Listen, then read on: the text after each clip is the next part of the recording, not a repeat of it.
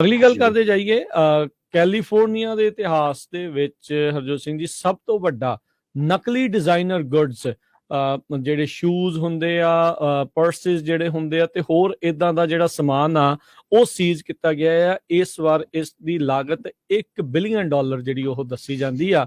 ਇਹ ਨਵਾਂ ਰਿਕਾਰਡ ਬਣਿਆ ਆ। ਐਲਏ ਤੇ ਲੌਂਗ ਬੀਚ ਸੀਪੋਰਟ ਦੇ ਉੱਤੇ ਇਹਨਾਂ ਨੇ ਅਥਾਰਟੀਜ਼ ਨੇ ਜਿਹੜਾ ਉਹ ਦੇਖਿਆ ਹੈਗਾ ਆ। ਕਹਿੰਦੇ ਵੀ 15 ਸਤੰਬਰ ਨੂੰ ਇਹ ਚੀਜ਼ ਜਿਹੜੀ ਫੜੀ ਗਈ ਸੀ, ਪਰ ਹੁਣ ਦੱਸਿਆ ਜਿਹੜਾ ਇਸ ਦੇ ਬਾਬਤ ਹੋਣ ਜਾ ਰਿਹਾ ਆ। ਬਹੁਤ ਕਹਿੰਦੇ ਜਿਹੜੇ ਪਪੂਲਰ ਕਾਊਂਟਰਫਿਟ ਆਈਟਮਸ ਜਿਨ੍ਹਾਂ ਦੇ ਵਿੱਚ ਅਪੈਰਲ, ਕੱਪੜੇ, accessories, handbags, ਵਾਲਟਸ, footwear, watches, jewellery ਤੇ ਕੰਜ਼ਿਊਮਰ ਇਲੈਕਟ੍ਰੋਨਿਕਸ ਇਸ ਦੇ ਵਿੱਚ ਸ਼ਾਮਲ ਰਹੇ ਨੇ। ਸੋ $1 ਬਿਲੀਅਨ ਜਿਹੜੀ ਇਸ ਦੀ ਸਟਰੀਟ ਵੈਲਿਊ ਜਿਹੜੀ ਉਹ ਦੱਸੀ ਜਾਂਦੀ ਆ।